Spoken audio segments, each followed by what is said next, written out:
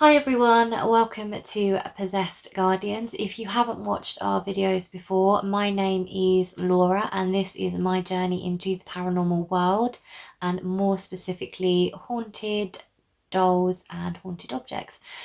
This lovely lady is Martha, and then this little lady is Alice. So I do have videos talking a bit more in depth about Alice and also Martha as well. So if you haven't watched them already, do give them a watch because it just gives you a little bit of information about them. So today I thought I would talk to you a little bit about my experiences that I've had in the past to do sort of with paranormal, and a little bit about where my interest has stemmed from. So I'm not a full believer. I have only really recently started investigating more into that world. Up until that point, I was a bit more skeptical, and I will tell you the story behind why I was more leaning towards the skeptical side.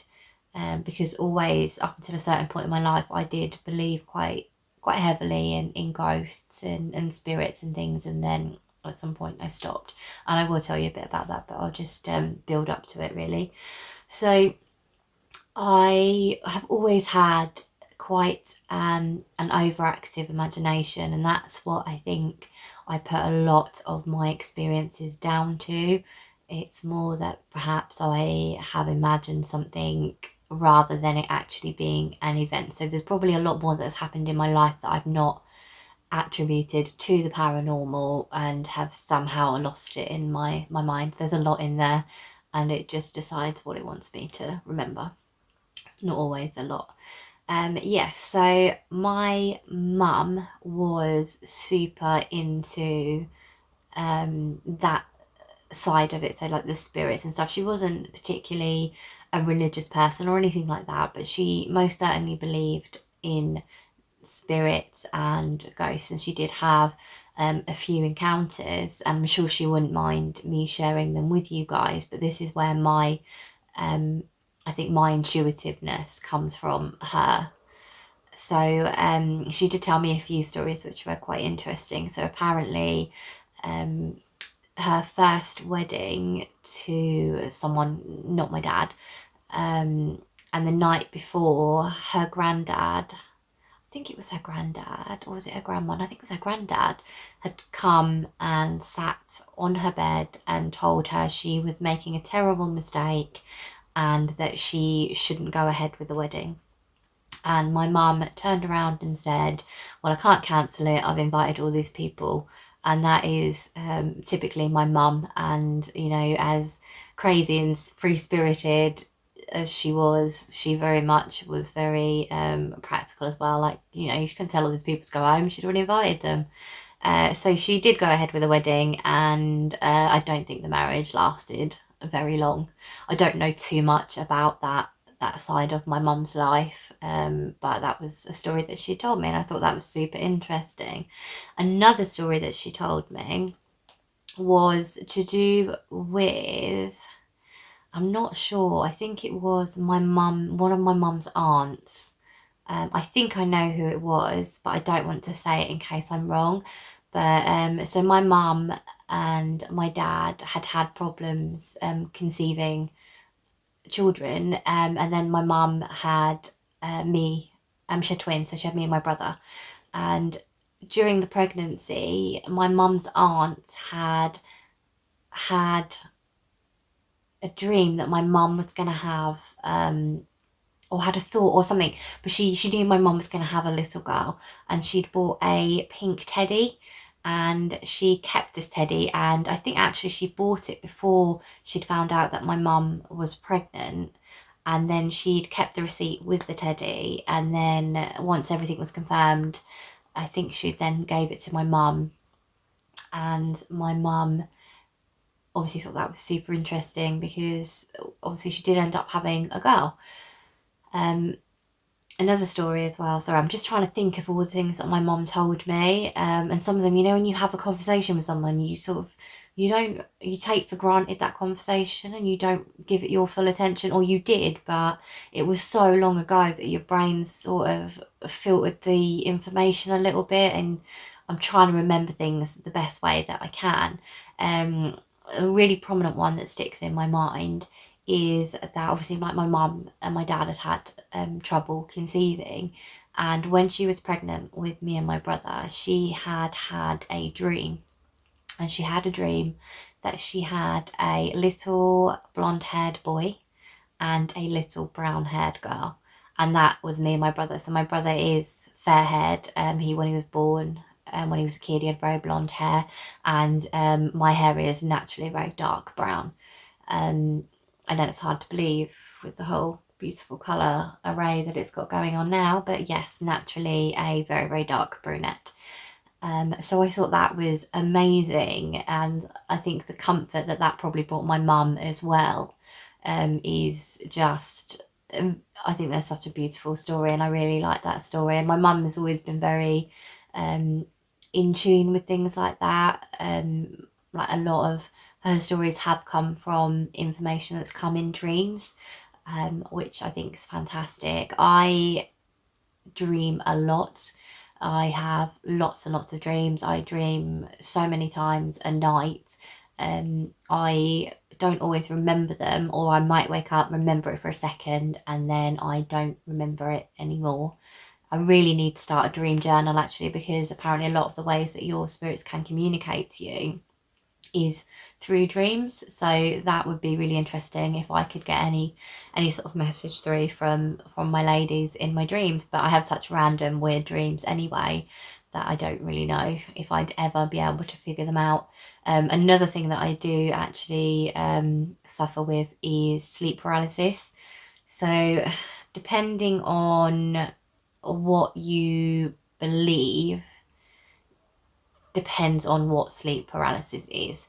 Now, because I get sleep paralysis very often, and I get it quite a lot when I'm stressed out, or I can just get it just at random times in my life, but I do get it quite often.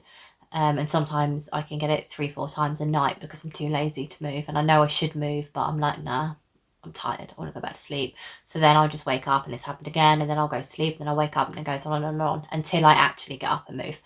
So if you don't know what sleep paralysis is, so the scientific explanation, and the version that I choose to believe because I do suffer with it, and it is more settling and more comforting to me to have the scientific version.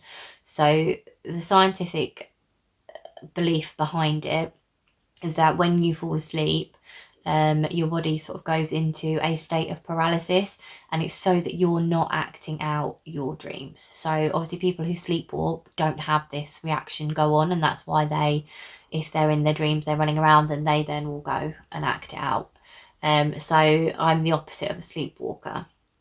But what happens is I will be awake. Now, you can get it either when you're just falling to sleep or when you're just waking up. I get it when I'm just waking up. And what will happen is I will wake up, I can't move, and I will usually hallucinate. And I've seen so many different things, and I've experienced so many different things. I think actually probably sleep paralysis deserves its own video because it is super interesting. But yeah, and then the supernatural paranormal version of sleep paralysis is spirits and demons and entities coming to you while you're asleep. And that's why I choose to believe the scientific version, because some of the things that I have experienced, I wouldn't want to think that they were a real experience, anything other than a hallucination. But I'll do a video about it because it is really interesting.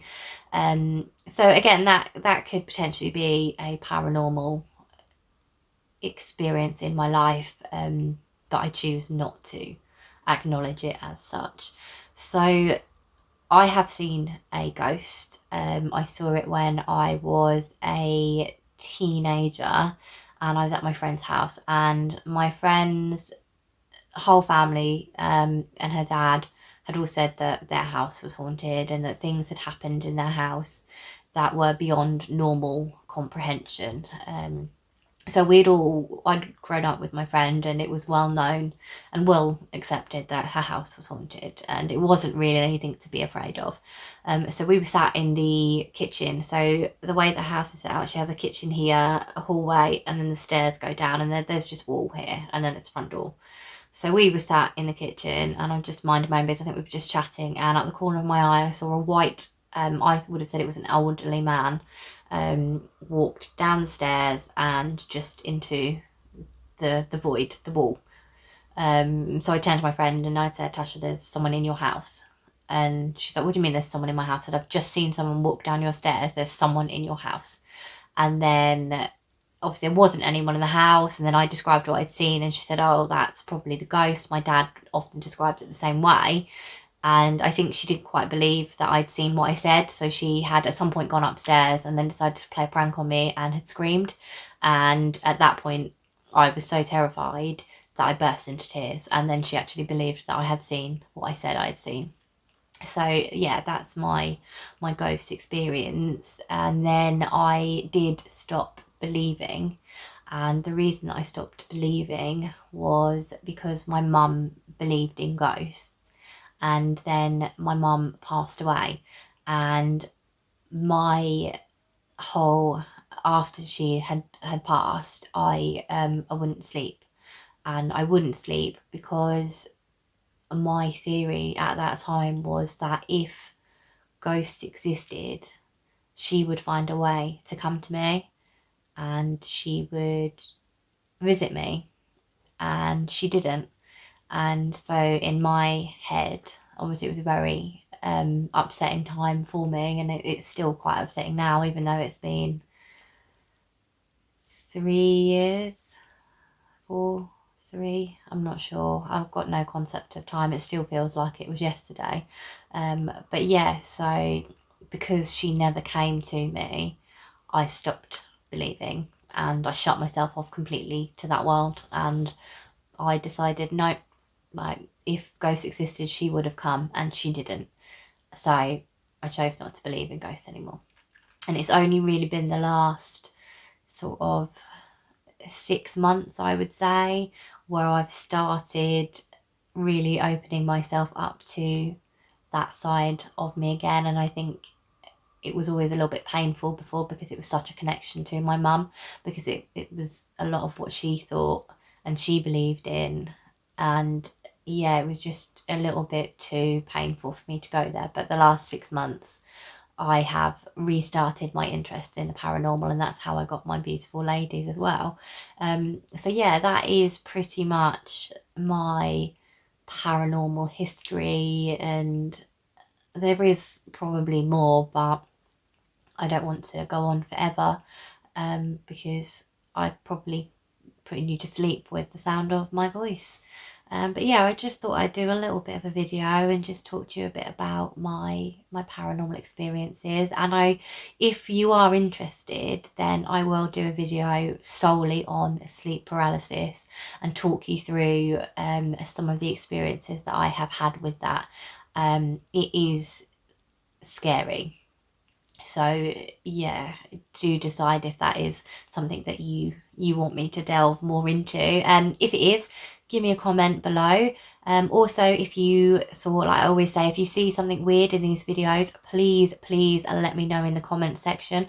I don't always notice things, like orbs or like slight movement or anything like that. If you pick up on anything, please comment. It's super interesting when I get those comments through. Yep, give us a follow, give us a like, give us a share, and I will do some more videos for you soon. So for now, take care. I'll speak to you soon, and bye bye.